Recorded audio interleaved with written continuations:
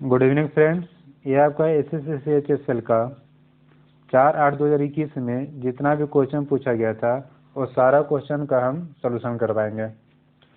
Question को किस तरह से अप्रोच करना है, जो शॉर्ट मेथड हो सकता है सारा शॉर्ट मेथड सिखाएंगे। कैलकुलेशन को किस तरह से इजी बनाना है वो भी सीखेंगे। चलिए आते हैं क्वेश्चन पे। नल P किसी टैंक को 6 घंटा में भर सकता है, Q 10 घंटा में खाली कर सकता है। P और Q दोनों को चालू किया तो टैंक कितना देर में भर जाएगा।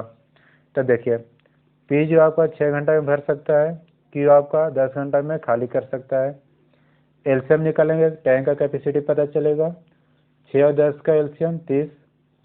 इसका इफिशियंसी क्षमता क्या हो जाएगा P का 5 लीटर प्रति घंटा। Q का इफिशियंसी क्या हो जाएगा 3 लीटर प्रति घंटा। ठीक है। और जब दोनों को हम चालू करेंगे तो पूछ रहा है टाइम क्या लेगा। तो टोटल कैपेसिटी कितना है, टोटल क्षमता टैंक का कितना है 30। दोनों को जब चालू करेंगे तो 1 घंटा में कितना लीटर भरेगा। ये तो खाली करने वाला तो निगेटिव में होगा। 5 - 3 क्या आ जाएगा 30/2 मतलब 15 घंटा। Answer D. त्रिभुज ABC एंगल BAC 90 डिग्री है। त्रिभुज BAC है और BAC यहाँ पे देखिए A इक्वल टू कितना 90 डिग्री। A आपका 90 डिग्री है। AD BC के लंबवत है। AD जो है BC पे लंबवत है। AD लंबवत मतलब परपेंडिकुलर 90 डिग्री है। AD इक्वल टू 8.4 है। AD कितना है 8.4। BD equal to 4.8। BD कितना है 4.8। तो पूछ रहा है BC क्या होगा। आप एक फार्मूला होता है AD² equal to BD into DC। तो AD² मतलब 8.4 into 8.4 equal to BD 4.8 into DC आ जाएगा। इसे अब कट करते हैं। 12 चौके 48 0.4 बार में। अब 12 7 ये 0.7 ये 0.4 4 से काटेंगे तो 21 बार में। ए आ गया आपका कितना 14.7 मतलब DC आ गया आपका 14.7। ओवरऑल ऐड करेंगे कितना आ जाएगा 19.5। ठीक है। अब आप लोग को ये फार्मूला कहाँ से ड्राइव हुआ AD² equal to BD into DC ये भी देख लेते हैं। देखिएगा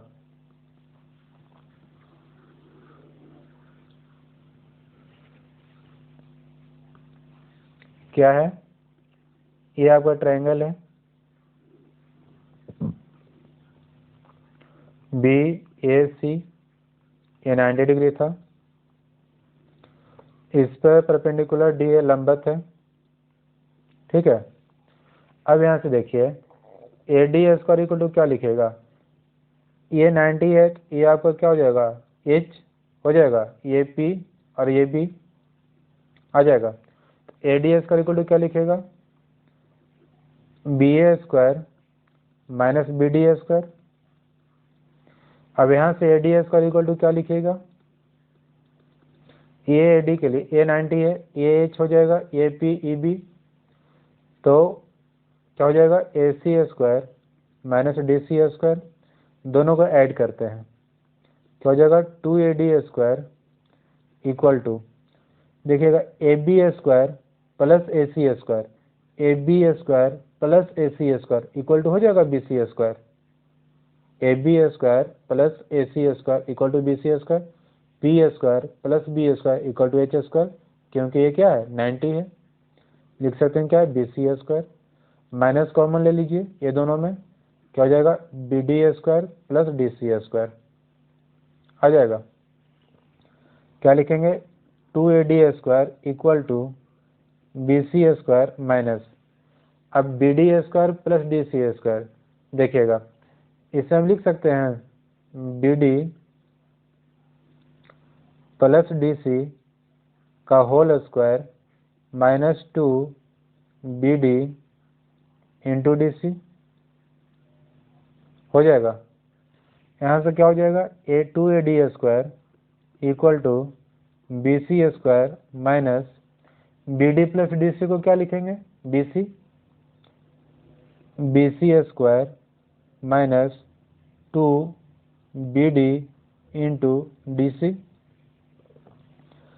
और क्या लिखेंगे 2AD square equal to BC square minus BC square minus minus plus 2BD into DC, BC cancel हो गया, 2 कैंसिल हो गया, यहाँ से क्या आ गया AD square equal to BD into DC। यही फार्मूला पे हम क्या किए थे, वैल्यू पुट किए, हमें डायरेक्ट आंसर मिल गया। ठीक है, नेक्स्ट क्वेश्चन। पहले आप लोग क्वेश्चन को खुद अप्रोच कीजिएगा वीडियो पॉज करके, और उसके बाद देखिएगा। देखिए क्वेश्चन क्या है, दो संद्रिकी क्या है, सेकेंडरी वृत्तों का आंतरिक और बाहरी त्रिज्या का क्रमशः इतना इतना सेंटीमीटर है, तो उनके परिधि के बीच का अंतर क्या होगी। देखिएगा क्या है, सेकेंडरी वृत्तों, इसको हम इंग्लिश में कहते हैं कॉन्सेंट्रिक सर्कल। क्या कहेंगे, कॉन्सेंट्रिक सर्कल, कॉन्सेंट्रिक वृत्त है तो कॉन्सेंट्रिक सर्कल, मतलब एक ही पॉइंट से आपका एक ही सेंटर से कितना सर्कल ड्रा किया हुआ है, 2 सर्कल। ठीक है, इसे क्या कहते हैं, कॉन्सेंट्रिक सर्कल, या हिंदी में सेकेंडरी वृत्तों की आंतरिक और बाहरी त्रिज्या क्रमशः इतना इतना है। आंतरिक त्रिज्या कितना है 6.7 और बाहरी त्रिज्या कितना है 9.5। उनके परिधि का बीच का अंतर क्या होगा, मतलब इसका सरकमफ्रेंस और इसका सरकमफ्रेंस का डिफरेंस क्या होगा। तो देखिए तो क्या लिखेंगे, सरकमफ्रेंस मतलब परिधि, फार्मूला क्या होता है 2πr, यही होता है ना।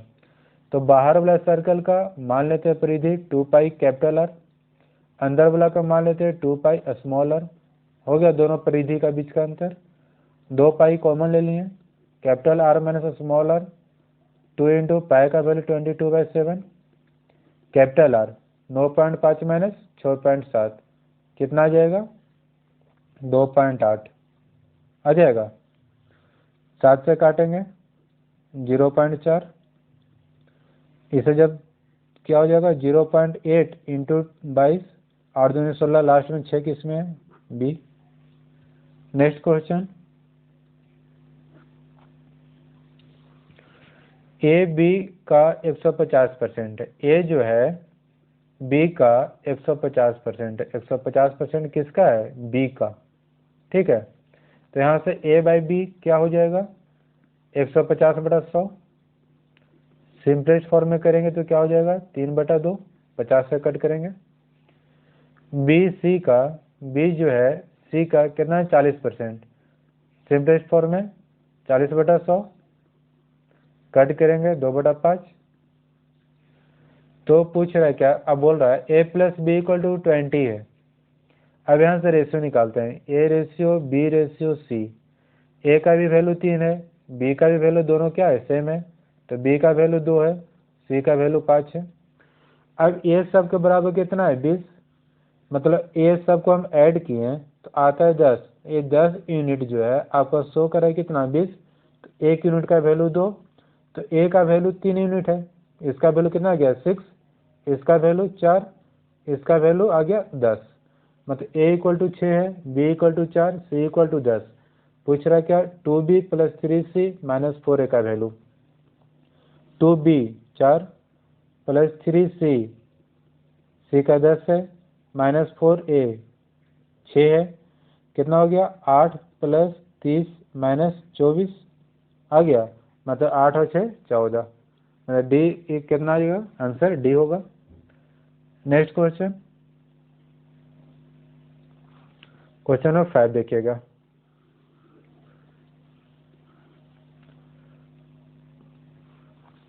एक व्यक्ति 7,000 रुपया 8% वार्षिक साधारण ब्याज से 2 वर्षों के लिए, ठीक है 7,000 रुपया जो है वार्षिक साधारण ब्याज से 8% 2 वर्षों के लिए लगाया। फिर 10,000 रुपया उतने ही प्रतिशत से, मतलब 8% से की दर से उतने ही समय के लिए 2 वर्ष के लिए और लगाया। तो पूछ रहा है कुल ब्याज क्या है और समय समाप्ति का धनराशि कितनी होगी। देखिएगा 8% लगाया 2 साल के लिए, मतलब 100 रुपया पे कितना ब्याज बनेगा? 16 रुपया बनेगा। 100 रुपया पे ये जो परसेंट बता रहा है ना, 100 रुपया पे कितना ब्याज बनेगा? 16 रुपया। तो कितना रुपया निवेश किया है? 7,000। तो इसमें भी हमें 70 से गुना करना पड़ेगा, इसमें भी 70 से गुना करना पड़ेगा, मतलब 7,000 पे कितना ब्याज बन जाएगा? जीरो कितना हो जाएगा? 112। ठीक है, 7,000 पे ब्याज बन गया 1120। अब बोल रहा है क्या? अगला बार वो 10,000 खर्चा करता है, 10,000 लगाया चक्रवृद्धि ब्याज पे, कंपाउंड इंटरेस्ट पे, उतना ही समय के लिए और 8% के दर से। अब देखिए 8% के दर से मतलब 100 पे कितना ले रहा है? 108, लेकिन चक्रवृद्धि ब्याज है, 4 से काटिए 25, 4 से काटेंगे कितना हो जाएगा? 27, मतलब 25 रुपया का 27 रुपया ले रहा है। अगला बार 25 रुपया कितना लेगा? 27 रुपया। गुना करेंगे तो 625, गुना करेंगे तो 729, यही ना? मतलब 625 रुपया निवेश करता है कंपाउंड इंटरेस्ट पे 8% के दर से 2 साल के लिए। कितना मिलता है उसका अमाउंट? उसका धनराशि टोटल कितना मिलता है? 729 रुपया। ठीक है, लेकिन वो निवेश किया कितना? 10,000, मतलब 625 का आपका वैल्यू कितना है? 10,000। 10,000 तो कितना से मल्टीप्लाई करेंगे तो 10,000 आ जाएगा, तो क्या हो जाएगा? इंटू 16 से करेंगे। ठीक है, क्यों? देखिएगा 16 छके 96, अब 25 96, मतलब हाँ आ जाएगा कितना? 10,000। अब देखिए तो पूछ रहा है क्या? कुल ब्याज क्या है और समय समाप्ति के बाद धनराशि क्या है? कुल ब्याज, तो ब्याज तो कम ही होगा। ठीक है, ये तो आंसर नहीं होगा, ये भी आंसर नहीं होगा, ब्याज कम होगा, या तो ये होगा या तो ये होगा। अब दोनों का धनराशि तो सेम है, धनराशि हमको निकालने की जरूरत ही नहीं पड़ेगा, सिर्फ ब्याज देख लेंगे दोनों का ब्याज कितना है, उसी से आंसर क्या होगा पता चल जाएगा। तो देखिएगा ये दोनों का अंतर कितना है, ब्याज कितना बना, तो दोनों को सब्ट्रैक्ट करेंगे, घटाएंगे, कितना आ जाएगा? 401, ब्याज बना 104 यूनिट। तो इतना गुने 16 करना पड़ेगा। ठीक है, तो हमें पता चलेगा क्या 104 यूनिट का टोटल वैल्यू कितना है, तो 24,6,104, 1664, मतलब कंपाउंड इंटरेस्ट पे टोटल इंटरेस्ट इतना बना और सिंपल इंटरेस्ट पे ब्याज इतना बना। पूछ रहा है टोटल धनराशि क्या है, तो दोनों को क्या करना पड़ेगा? ऐड, तो लास्ट में क्या होना चाहिए? 4, यही ना? तो आंसर आ जाएगा ए। ठीक है, नेक्स्ट क्वेश्चन।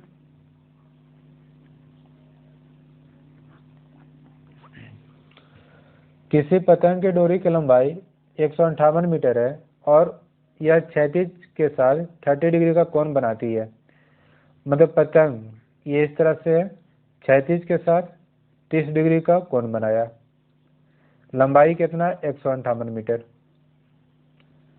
ठीक है, अब देखिए पतंग का ऊंचाई कितनी है, पतंग का ऊंचाई कितनी है?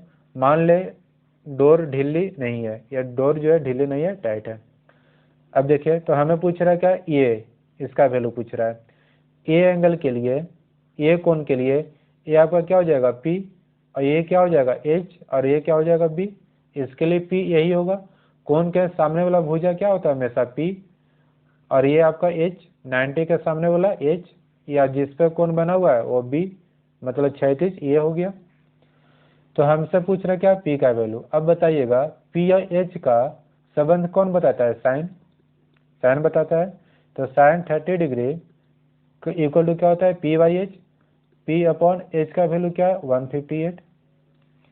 साइन 30 का मान कितना होता है? 1/2, P/158, 2 से काटिएगा 79 टाइम्स, आंसर आ जाएगा C। अगला क्या है? 2014, 17 और 18 की कंपनी बी के द्वारा कागज का औसत उत्पादन, मतलब 2014, 17, 18 जो कंपनी बी जो उत्पादन किया कागज, उसका औसत पहले निकालिए। तो बी के लिए ये वाला, ये सब बी है ये सब। किसका किसका पूछ रहा है? 14, 17 और 18। 14 में कितना है कंपनी बी का? 60, 17 में कितना है 150, 18 में कितना है 180। टोटल जोड़ते हैं कितना आ जाएगा 0, 11, 19, 3, टोटल हो गया 390। औसत कितना आ जाएगा बटा 3, औसत आ गया 130, यही ना। उत्पादन औसत इतना है। किस वर्ष कंपनी ए द्वारा कागज के उत्पादन से इतना % कम था। इतना % कंपनी ए के द्वारा कागज के उत्पादन से कम होना चाहिए। कितना % बोल रहा है, तो ये आपको बोल रहा है 40/300 में 300 में 40 कम। कट करते हैं इससे पहले। तो कहने का मतलब 26 होना चाहिए किस में 30 में, 30 यूनिट में कितना यूनिट होना चाहिए 26 यूनिट होना चाहिए। यही 26 यूनिट आपका क्या कितना शो कर रहा है 130। 26 यूनिट का वैल्यू कितना 130। तो 1 यूनिट का वैल्यू कितना हो जाएगा 5। तो 30 यूनिट का वैल्यू कितना हो जाएगा 150। मतलब कंपनी ए में जिसमें आपका 150 होगा वही आपका क्या हो जाएगा आंसर आ जाएगा। तो 150 देखिए किस में है, किस में 150, इसमें 2019। ठीक है। देखिए इसमें क्या किए थे, पहले तो बोल रहा था 14, 17, 18 में कंपनी बी के द्वारा कागज का औसत उत्पादन, तो पहले औसत निकाल दिए 130 से। ठीक है। किस वर्ष कंपनी ए जो है द्वारा जो कागज का उत्पादन हुआ वो इतना % कम था। मतलब जो औसत जो है वो कंपनी ए के द्वारा जो कागज उत्पादन हुआ वो इतना % कम होना चाहिए। तो पहले निकालें कि कितना कम होना चाहिए, तो 30 में 4 कम होना चाहिए, फ्रैक्शन में निकालें। ठीक है, 30 में 4 कम होना चाहिए, मतलब होना चाहिए कितना 26 होना चाहिए। कितना पे 30 पे। तो 26 यूनिट का नहीं, यही वैल्यू आपका दिया हुआ है 130। ठीक है। तो एक इकाई का वैल्यू कितना आ गया 5। तो 30 इकाई का वैल्यू कितना आ जाएगा 150। तो 150 देख लिए किस में है 2019 में। अगला क्वेश्चन,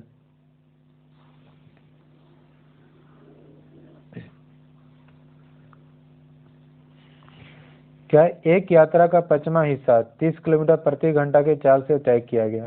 ठीक है, 5वां हिस्सा मतलब 1/5 कितना का स्पीड से 30 किलोमीटर पर आवर, यही है दिया हुआ। 1/4 यात्रा, 1/4 कितना का स्पीड से 25 किलोमीटर पर आवर, यही ना। जो शेष बच गया, तो अब शेष बचा कितना ये निकालना होगा। तो डायरेक्ट आप क्या कीजिए 5 और 4 का एलसीएम कितना हो गया 20, मतलब टोटल यात्रा जो था वो 20 किलोमीटर का था मान लिए। ठीक है, जिसमें से 1/5 चल चुका, मतलब 4 किलोमीटर चल चुका, 4 किलोमीटर चल चुका, 1/4 चल चुका, मतलब 5 किलोमीटर चल चुका। तो अब बच गया कितना 11 किलोमीटर। अब 11 किलोमीटर जो है वो चला कितना का स्पीड से 60 किलोमीटर पर आवर। तो पूछ रहा है क्या पूरी यात्रा का औसत चाल क्या है, औसत चाल पूछ रहा है। तो औसत चाल निकालने का क्या होता है, टोटल दूरी टोटल कितना हुआ 20 किलोमीटर अपॉन बटा में क्या होना चाहिए, औसत चाल पूछ रहा है ना, समय आना चाहिए। तो समय निकालना पड़ेगा। 4 किलोमीटर 30 किलोमीटर पर घंटा का स्पीड से है, तो टाइम कितना हो जाएगा 4/30। इसमें टाइम कितना हो जाएगा 5/25, और इसमें टाइम कितना हो जाएगा 11/60 हो जाएगा। सॉल्व करते हैं इसे। 20 अपॉन एलसीएम कितना हो जाएगा नीचे का, एलसीएम आ जाएगा आपका 300। ठीक है, 10 बार में तो आ जाएगा 40, ये आपका आ जाएगा 12 बार में तो 60, ये आ जाएगा 5 बार में तो 55। मतलब ऊपर में आ गया 20 × 300, नीचे आ गया आपका 155। देखिए अब 150 रहता तो कंप्लीट 2 बार में करता, मतलब आंसर 40 आता। आंसर कितना था 40, लेकिन 155 है तो 40 नहीं आएगा, कुछ वैल्यू कम आएगा, कुछ कम आएगा। तो कुछ किस में कम है 38.7, यही कम है। ठीक है, देखिए जब कंप्लीट 150 रहता तो कितना होता है 2 बार में करता तो आंसर 40 आता। लेकिन नीचे वाला को हम जितना बढ़ाएंगे, डिनोमिनेटर जितना बढ़ाएंगे उतना ही वैल्यू क्या मिलेगा कम मिलेगा। ठीक है, तो आंसर कितना हो जाएगा डी। अगला क्वेश्चन देखिए, यदि cos थीटा का वैल्यू 4x/1 - 4x² है। देखिएगा cos थीटा, देखिए यहाँ पे क्या होता है कॉस थीटा का रिलेशन बी बाई एच, यही होता है ना। एच का वैल्यू कितना दिया 1 प्लस 4x²। साइन थीटा का रिलेशन होता है पी बाई एच, एच नीचे आना चाहिए 1 प्लस 4x²। देखिएगा किस में है, सिर्फ इससे में आंसर आ गया बी। 125 की क्या है केवट की गई 1 दर्जन नोटबुक 20% छूट पर उपलब्ध है। मतलब 125 रुपया पे 20% का क्या है छूट है, तो 75 रुपया में कितने नोटबुक खरीदे जा सकते हैं। देखिए छूट कितना है 20%, मतलब छूट कितना है 5 पर 1 का छूट है। कीमत ले रहा है कितना 4, कीमत ले रहा है किस पे 5 पे। 5 का आपका वैल्यू कितना दिया 125, तो 1 का वैल्यू कितना आ गया 25, 4 का वैल्यू आ गया 100।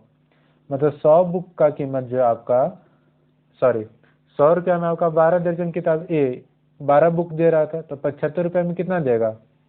तो देखिए इसे क्या करते हैं 75 रुपये में पूछ रहा है ना, तो डायरेक्ट क्या करते हैं इसे कट करते हैं कितना से 4 से, 4 से आ गया 25, पूछ रहा 75 रुपये में गुने 3 मतलब 75 रुपये में कितना हो जाएगा 9 बुक।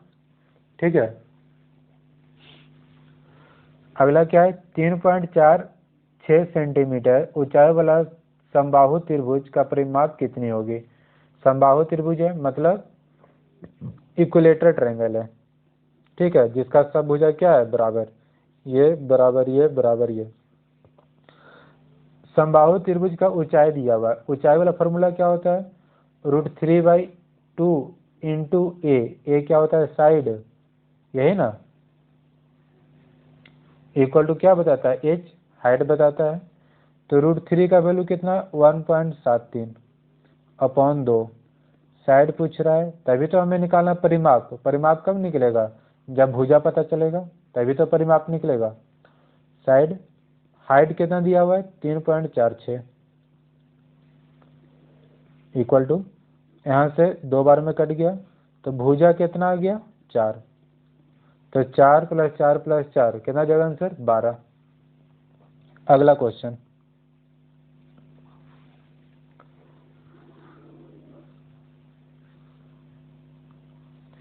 एक नाव स्थिर जल में 19 किलोमीटर प्रति घंटा की चाल से चलती है, ठीक है, स्पीड कितना 19 किलोमीटर पर आवर।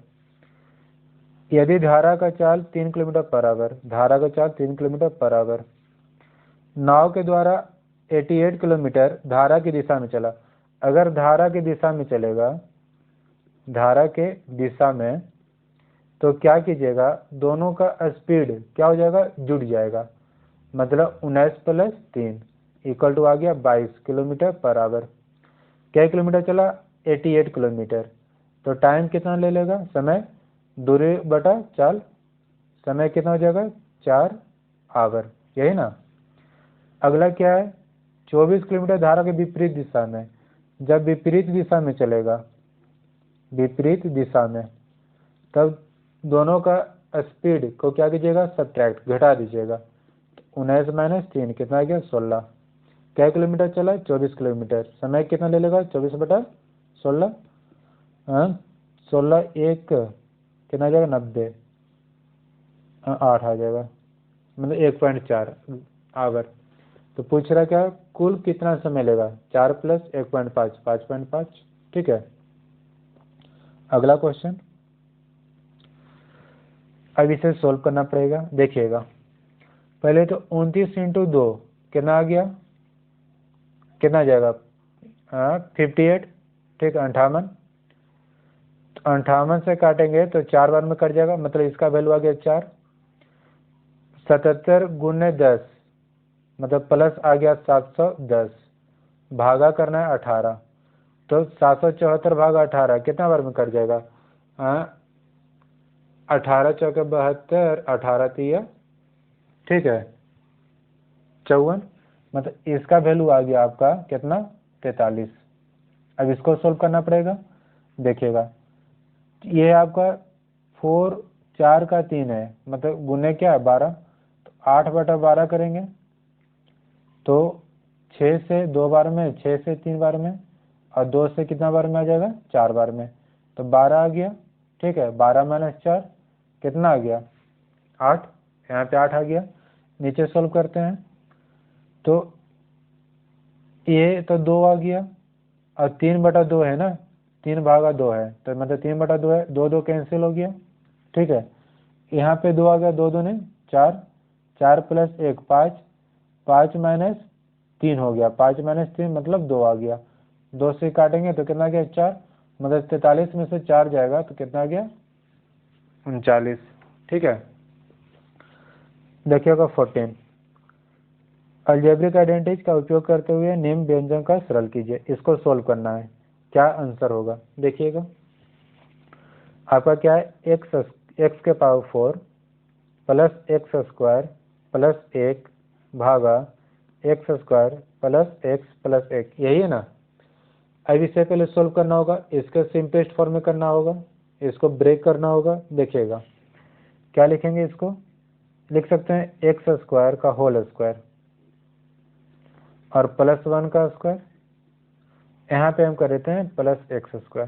ठीक है, अपॉन x² + x + 1। अब a² + b² पर हो जाएगा, a² + b² पे। इसी पर क्यों किए वो आगे आपको जब सोल्व करेंगे तो पता चल जाएगा। a² + b² पे तो a² + b² का फॉर्मूला क्या होता है, a + b का होल स्क्वायर -2ab, यही ना। तो x² + 1 का होल स्क्वायर -2ab, 2 × x² आ जाएगा, प्लस x² था अपॉन x² + x + 1, आगे ऊपर में x² + 1 का होल स्क्वायर -2x² + x² तो -x² अपॉन x² + x + 1। अब देखिए आ गया a² - b², ये इतना को मान लिए a, ये मान लिए हम b, a² - b² क्या होता है a + b, a - b, x² + 1 + x², a + b हो गया a - b, x² + 1 - x², a - b हो गया अपॉन x² + x + 1, कट गया, बच गया x² + 1 - x²। सॉरी यहाँ पे x आ जाएगा ना, x आ जाएगा ना, आंसर आ जाएगा आपका C। ठीक है,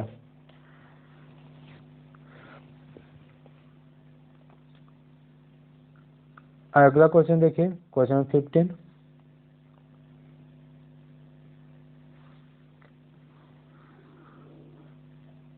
देखिएगा 1170 रुपया में किसी वस्तु के बेचने पे एलिसा को उतनी ही हानि होती है जितना उसे इस वस्तु को 22% लाभ पे बेचने से लाभ होती है। अच्छा, मतलब 1170 रुपये में बेचने पर जितना उसको हानि हुआ उतना ही प्रॉफिट होता है कब, जब 22% का प्रॉफिट लेती है तब। हम मान लेते हैं सबसे पहले 100 रुपया कीमत था, ठीक है, इस पे उसका प्रॉफिट हुआ 22% का लाभ हुआ, मतलब 122 में बेची, यही ना। तो प्रॉफिट कितना हुआ था 22 रुपया का, मतलब जो हानि भी हुआ वो 22 रुपया का हुआ। 22 रुपये का हानि हुआ मतलब 78 रुपये में वो बेची थी पहले। ठीक है, अब ये 78 रुपया का आपका वैल्यू कितना दिया हुआ है 1170, यही ना। तो बोल रहा है क्या, यदि वह इसे इतना में बेचती तो उसको कितना लाभ या हानि प्रतिशत होता। 78 का वैल्यू आपको कितना दिया 1170, देखिए 8 × 5 = 40, 5 बार में करेंगे तभी आएगा। ठीक है, तो मतलब 15 टाइम्स से कट जाएगा, क्योंकि देखिए 78 × 10 करेंगे 780 तो ऐसा ही हो गया, और 8 × 5 = 40 करेंगे तभी तो आएगा इतना, × 5 किए 15 किए, तो सीपी का वैल्यू कितना हो जाएगा, इतना × 15 करना पड़ेगा, मतलब 1500 रुपया इसका कॉस्ट प्राइस था, क्रय मूल्य था। अब बेच रही कितना में 1450 में, जो विक्रय मूल्य है अब 1450 है, हानि हुआ 50 का, कितना पर 1500 पे × 100, यही ना, कट गया 5 से × 100, 5 से 3 बार में मतलब आ जाएगा हानि 3.3 का। ठीक है, अगला क्वेश्चन, नेम आयत के 200 शारीरिक श्रमिकों का घरेलू व्यय का वितरण को दर्शाता है। अच्छा, ये टोटल का जोड़ जो है आपका कितना है, 200 है। 200 उन श्रमिकों की संख्या जिनका घरेलू व्यय 200 रुपया से कम है और उन श्रमिकों की संख्या जिनके घरेलू व्यय 300 रुपया और उसमें अधिक है का अनुपात ज्ञात कीजिए। मतलब 200 रुपया से कम ये हो गया, 300 रुपया या 300 रुपया ज़्यादा तो ये हो गया। ये दोनों का बीच का अनुपात क्या है? तो देखिए ये दोनों का जोड़ कितना हो गया, 60, और ये सब का जोड़ कितना हो जाएगा, देखिएगा 300 या 300 से ज़्यादा यही होगा। तो 34 और 16 कितना हो गया, 50, मतलब 50 में 100 कट जाएगा तो कितना हो जाएगा, 3/5। Answer B.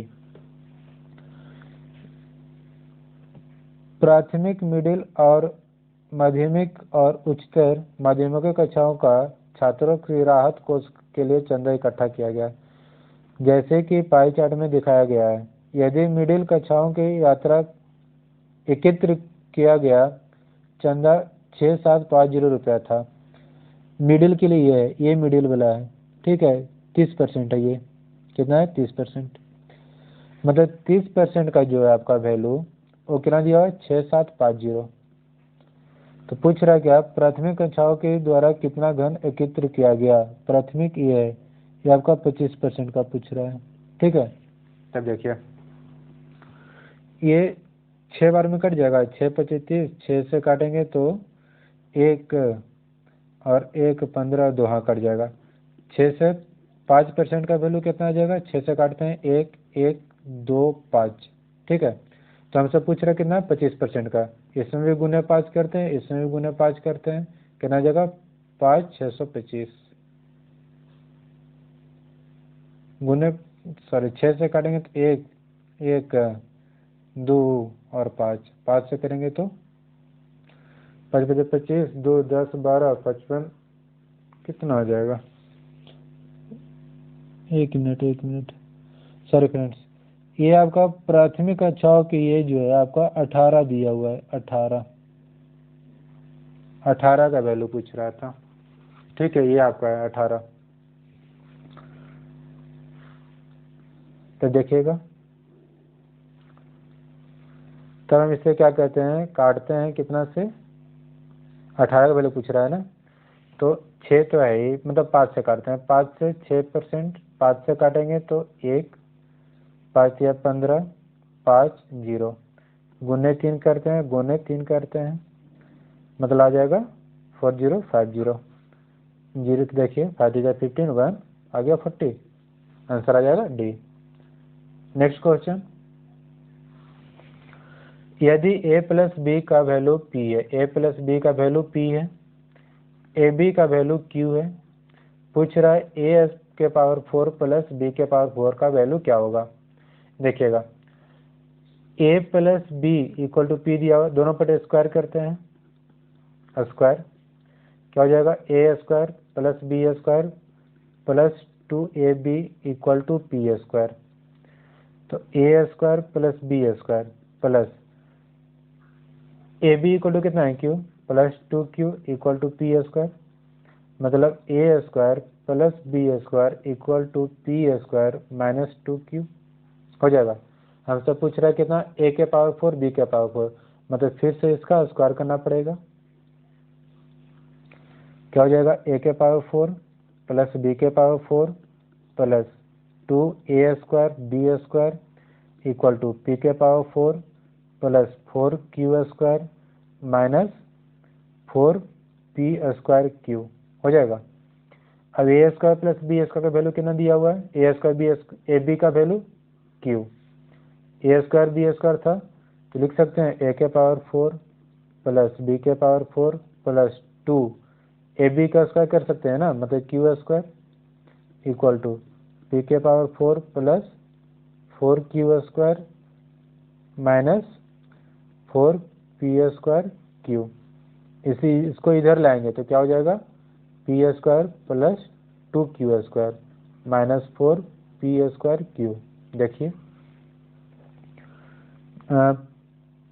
+2q² +2q² +2q², मतलब आंसर आ जाएगा डी। ठीक है, नेक्स्ट क्वेश्चन।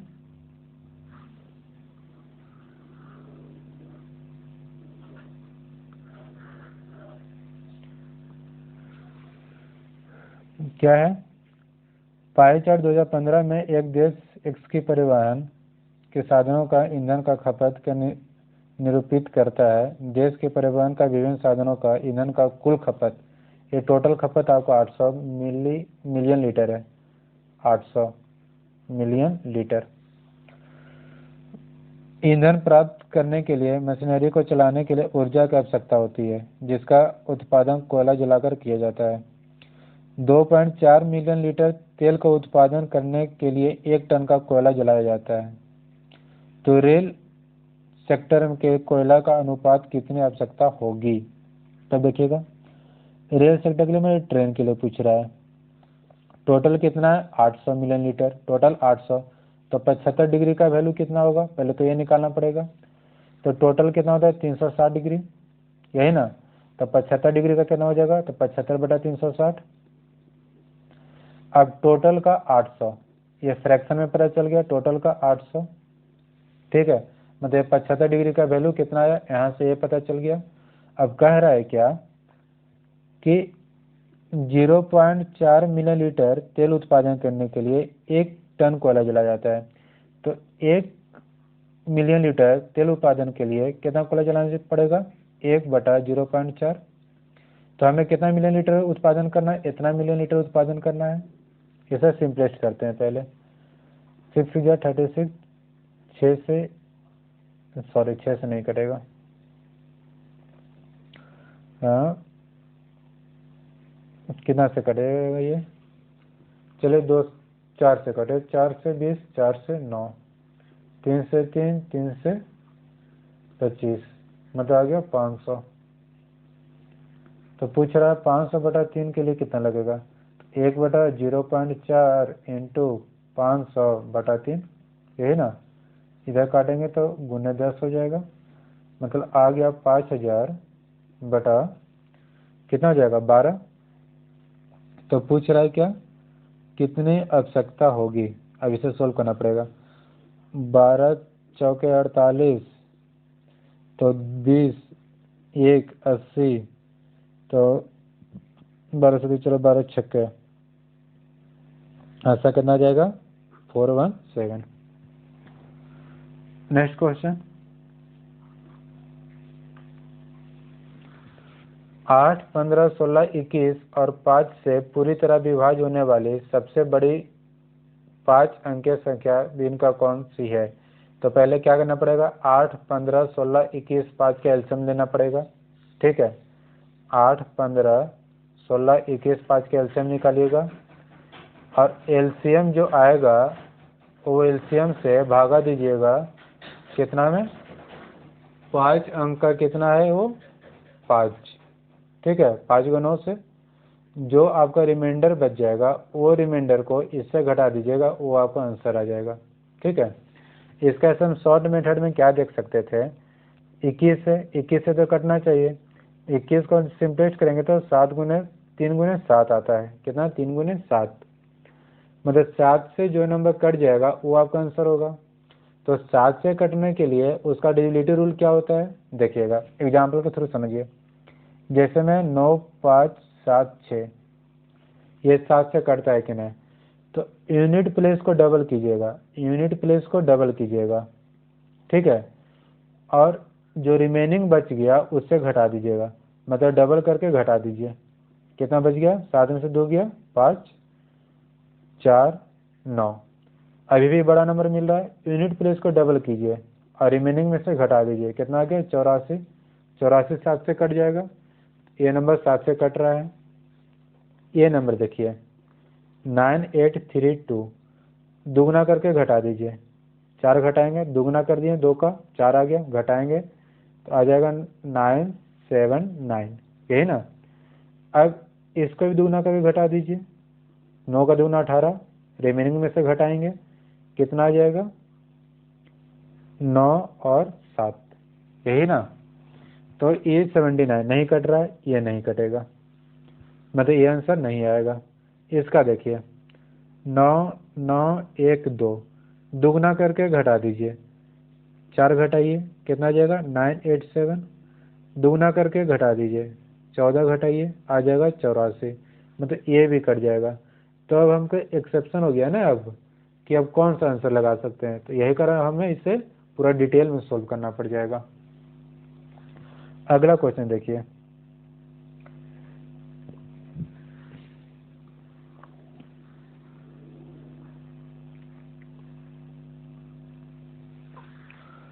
अट्ठाईस सेंटीमीटर व्यास वाले वृत्ताकार पिज्जा को 1/4 भाग पूरे पिज्जा निकाला जाता है, शेष पिज्जा का परिमाप क्या होगा। देखिएगा पिज्जा है 1/4 निकाल दिया गया, तो बच गया कितना, इतना ही अब बच गया, ये इतना बच गया।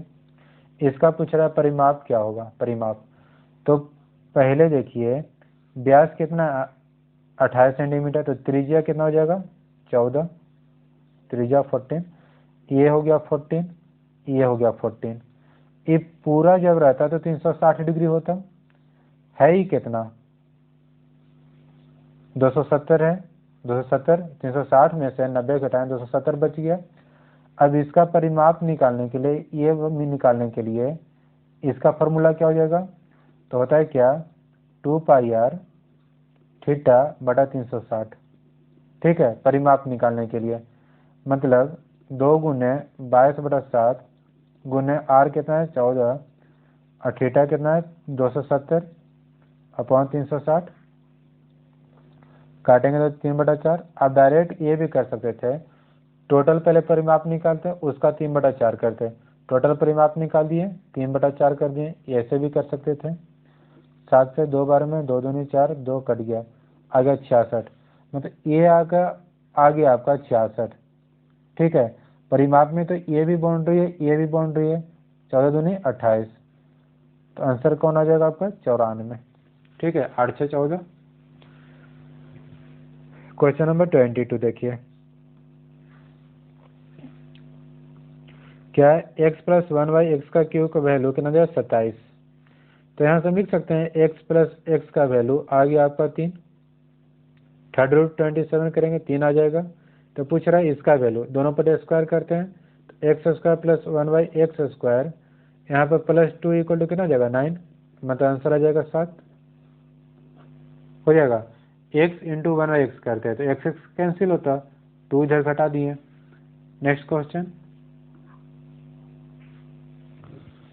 AB = 11:7 है, ABC 11/7 है, BC 5/19 है, यहाँ पे भी 7 लिखना पड़ेगा, ठीक है, खाली है ना, यहाँ पे 7 है, यहाँ पे 7, यहाँ पे 5, तो यहाँ पे 5 आ गया। 55 35, देखिए 55 35 आंसर डी।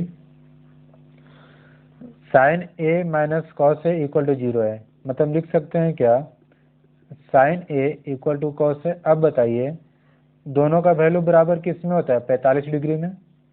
A का मान अगर 45 डिग्री होगा तो साइन 45 का वैल्यू जो होता है वही वैल्यू आपका cos 45 का होता है, ठीक है, = 1/√2 होता है, कितना 1/√2।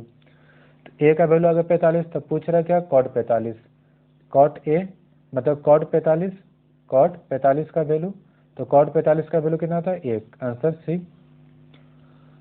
6.3 सेंटीमीटर त्रिज्या की ठोस को क्या अर्धगोलों को पिघलाकर 9 सेंटीमीटर त्रिज्या वाले लंबवृत्त बेलन बनाया जाता है। देखिए कह रहे क्या कि 6.3 सेंटीमीटर त्रिज्या जो है अर्धगोला को पिघलाकर 9 सेंटीमीटर त्रिज्या वाला एक लंबवृत्त बेलन बनाया जाता है, मतलब ये आपका अर्धगोला है, ठीक, जिसका त्रिज्या जो है आपका 6.3 है, कितना त्रिज्या 6.3, इसको हम पिघला दिए, मतलब इसका जो आयतन है वही आयतन से हम एक बेलन बना दिए, ठीक है, बेलन। ये बेलन का जो त्रिज्या है वो 9 है, त्रिज्या 9 है, ठीक है। तो पूछ रहा है इसका ऊंचाई क्या होगा, मतलब दोनों का आयतन जो क्या होगा बराबर ही होगा, क्योंकि इसी को हम पिघलाकर यही बनाए, दोनों का आयतन क्या होगा बराबर। तो इसका आयतन का फॉर्मूला क्या होता है 2/3 πr3, इसका आयतन का क्या होता है फॉर्मूला, पाई, इसका हम कैपिटल मान लेते हैं क्योंकि त्रिज्या क्या अलग अलग है, आर स्क्वायर इंटू एच।